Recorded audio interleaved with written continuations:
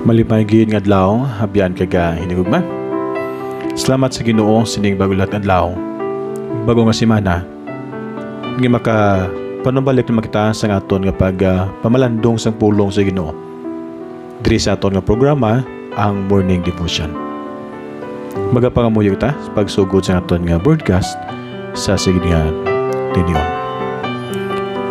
Langit noon kagla namon nga may salamat gid sa nga isaliwat ka bago nga semana nga gihatag mo sa amon.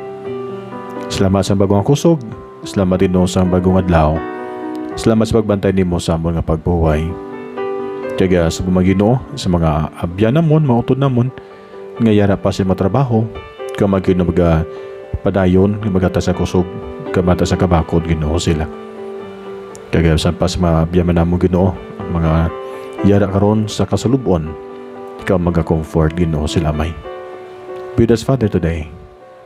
And forgive us, Father, sa mga paglapas kanimo namon sa mutubangan. Bigyan pala sa mo Ginoo sa adlaw, pagbadayan ng pagtuon sa pulong nimo. Kinatugyan namon kay Kristo Jesus. Amen. Welcome sa liwat sa sining semana sa ato nga pagpadayon sa pagtuon sa pulong sa Ginoo. Kaya sige po sa ato pagpadayon pagpamalandong, the lights of Christmas for your dark days.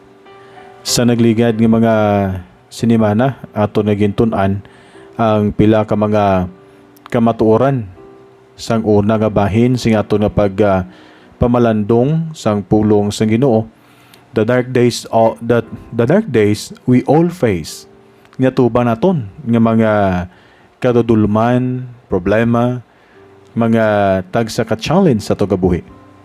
The dark days of disappointment. Ikaduha, the dark days of distress. Hindi nga tatlo, the dark days of doubt. And then, sang last Friday, ginataton the dark days of depression. Ikaduha nga bahin sa aton nga pamalandong sini nga topic, the light of Christmas for your dark days. Number 2, how can Jesus dispel my darkness and brighten my days? Paano niya ginkuha ining mga kadudulman sa akon kabuhi, sa imo kabuhi, mga problema sa itong kabuhi, mga madamo nga mga pagtilaw sa kabuhi, kagin pasanag ang aton mga inadlaw. May pila diri ka mga kamaturan aton nga lantawan. Ang aton nga text diri sa Psalm 34 and verse 18. Tagaton nga tagaan sa tulapangod ang pulong sa Ginoo. The Lord is near to those who are discouraged. He saves those who have lost all hope. Kabay pa ang Ginoo magpakamay sang pulong aton nga pagatun-an sa sige diyang adlaw. Kanami sang kamaturan sang pulong sa Ginoo. And the psalmist says, the Lord is near to those who are discouraged. He saves those who have lost all hope. Aring una nga ato talupang doon sige nga semana. Sa pagtulok naton sa maturan, how can Jesus dispel my darkness and brighten my days? This is the second part sa ato nga pagtuon sa topic, the light of Christmas for your dark days. First, ano ginimo sa Ginoo? Agud madula ang aton mga problema, mga madulom o nga kaimtangan sa kabuhi. Number 1, He encourages us when we are disappointed. Siya nag-encourage sa imo abyan. Siya nag-encourage sa akong abyan when I am disappointed. When you are disappointed, God encourages us. That's why silang sang psalmist, the Lord is near to those who are discouraged. He saves those who have lost all hope. Ang una nga paagi nga himuon sa Ginoo is to encourage us. He says, I'm with you. Upod naton siya. Amo na yung kanami sa ginambal niya. The Lord is near. Nama ka nami balasang kamaturan, mas lapit ang Ginoo sa mga tawo nga discouraged. Are you discouraged today? Lapit ka sa Dios abyan. Amo ning kamaturan utod kani gugma, kag hindi ka pagbayaan sa Ginoo. And maybe some of you ara sa mabudlay nga kahimtangan karon. Because halos tanan kita nakatubang sa kabudlayan sa tuig. No, di ining tuig bilang nga 2020 nakatubang ta sa madamo nga kabudlayan. And maybe ini tuig nakatubang ka sang madlagko nga mga pagtilaw. And you are this anak ka sang tawag na ton disappointing year. Things didn't turn out the way you have planned and expected. Budlay nga bagay. Kagdayon mo pamangkot, diin bala ang Dios sa tanan nga naglatabo sa mga buhi. He is where He is always been. Ara dang Dios sabyan. Wala ka ginbayaan sa Ginoo bisan pa sa tion sa mga problema, sa tion sa mapagtilaw nimo, wala ka ginpabayaan sa Dios. Amo nang promise niya, ginambal niya sa New Testament, ginambal na Apostle Paul in the book of Romans, and Paul said, sino bala ang makapamulag sa aton gikan sa gugma sa Dios? Neither death, neither sorrow, neither famine, or anything in the world can separate us from the love of God. Busa utod gani gugma. He has not leave you. Wala ka ginbayaan sa Dios. He is our Emmanuel. God is with us. Gin-encourage siya ikaw. Ginapalig-on niya ikaw. Sa tion nga ra ka sa tawag na ton disappointing times. Pag-remind sa imo, pag-remind sa aton tanan. Siling niya, I will never go through anything alone. No, di ka mag-isahan na biyan. He is with us. Kanamis ang promise ng Dios. The darkest parts ang aton nga kabuhi, kabisan pa sa tion nga ara ka sa madlagko nga mga pagdilaw, God is there. Kaya siya nag-promise sa imo, siya nag-promise sa aton tanan. Siling niya siya promisa, I will never leave you, nor forsake you. He encourages us by helping us to realize nga siya ang may disenyo sa aton kabuhi, siya may plano sa aton kabuhi, siya may purpose sa aton kabuhi. That's why siling sa Ginoo sa kay Jeremiah in Jeremiah 29, siling niya sa kay Jeremiah sa promise sa Jeremiah, Jeremiah, I have planned for you. I have planned for you, Jeremiah. Plano na akong si mo, siling sa Ginoo, our plans to prosper you, not to harm you, to give you hope and future. Hindi ta kapagbayaan, Jeremiah. Kag mo maning promise sa Ginoo sa imo abyan. Promise niya sa aton tanan abyan.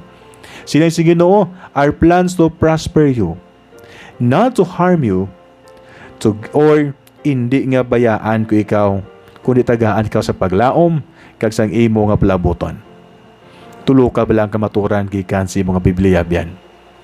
Kag sirkulan nimo sa Bible nimo ining word hope and future. Silang si Ginoo, I don't want to hurt you. I want to help you. I created you. I have a future and a hope for you. That's why siling niya sang kay David, ihambal niya kay David in Psalm 23 verse 4, even though I go through the deepest darkness, I will not be afraid. Lord, for you are with me. Dila ka namin sa ihambal ni David, Diyos Ginoo. Bisan pa maglaktas ako sa mga madalom nga mga problema, malagko nga mga problema, wala ko sang kadlukan. Ginoo, tungod ikaw, kaupod nakon. The darkest part of the night, that's when the light shines the brightest. There are 150 times, nga kung imo lang tawon, kaga 150 Psalm in the book of Psalms. Ang tema siniatod kagiguma sa lagi ka sentence. Life is tough, but God is good. Ang kabuhi mabudlay, apang ang Ginoo maayo siya nga Dios. Amuning tema sang Psalms. Kagin gamit sa Ginoo ang aton mga disappointments, agud kwaon ang aton atensyon. It's like a red flashing light. Kay gusto niya maghambal sa aton utod gagigma that Ario, balik ka sa akon. Gapangagdasa sa imabyan. Balik ka sa Ginoo. Palapit ka sa Ginoo. Yes. Mayara ka kasakitan, gatubang sa karon. Mayara ka mga problema, gatubang sa naging adlaw. Maybe gatubang ka sa madlagko nga mga pagtilaw. Yes. Ara si mo na. But remember, may tuyo ang Diyos. Sila niya, but my purpose for your life is far greater than the problem that you are facing, and there is a purpose behind it. Utod, He encourages us when we are disappointed. Kabay pa utod kay hinigugma. Nga ang pulong sa Ginoo maga-remind sa aton kag magatudlo sa aton sa siging adlaw. Sa madlagko nimo mga pagtilaw, sa mga problema sa makabuhi, the darkest part of your life, remember, He encourages us when we are disappointed. Yes, you have had pain and problems, but remember, Jesus said, ang promise niya sa ato na mo ni, but my purpose for your life is far greater than the problem that you are facing, and there is a purpose behind it. He encourages us. Malapit kasi Ginoo sa adlaw. Abyan kilalaha siya ng imo Dios kag personal nga maluluwas. Siya nagapalig-on sa imo. Siya magahatag sa imo sang kaalam. Kung ara kita karon sa mga problema, I know gatubang kita sa mga problema sa inyong minadlaw, maybe ara ka kasulubon. God is the God of comfort. For He said in the book of John, let not your heart be troubled. You believe in God, believe also in me.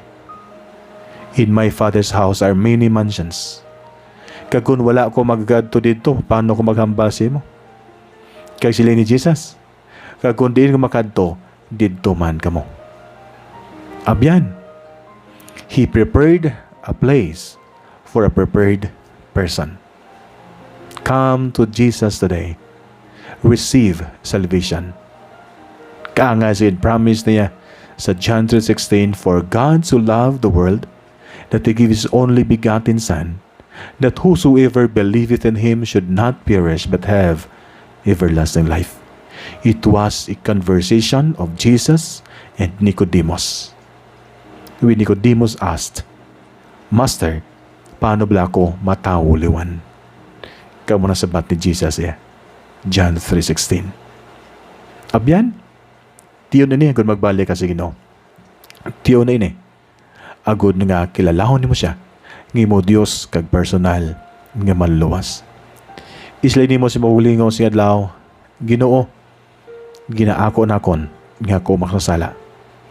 Patawara ako sa masalanan. Ginatuhan ako nikaw nga akong Dios kag personal nga manluwas. Sa ngalan ng Jesus. Kabay pa. Madamong salamat abyan sa imo pagpaigupod sa aton pagtuon sang pulong sa Ginoo sa gid nga adlaw. Kag ako padayon man nga nagapangayo sa mga bulig sa pagpalapnag sa Ebanghelyo sang pulong sa Ginoo. Pagis pag-share sa isang programa sa imo mabyan. Agud sila makabati kag makatuon sang pulong sa Ginoo. Madamo salamat. Ini mabyan kagalaga sa Ginoo.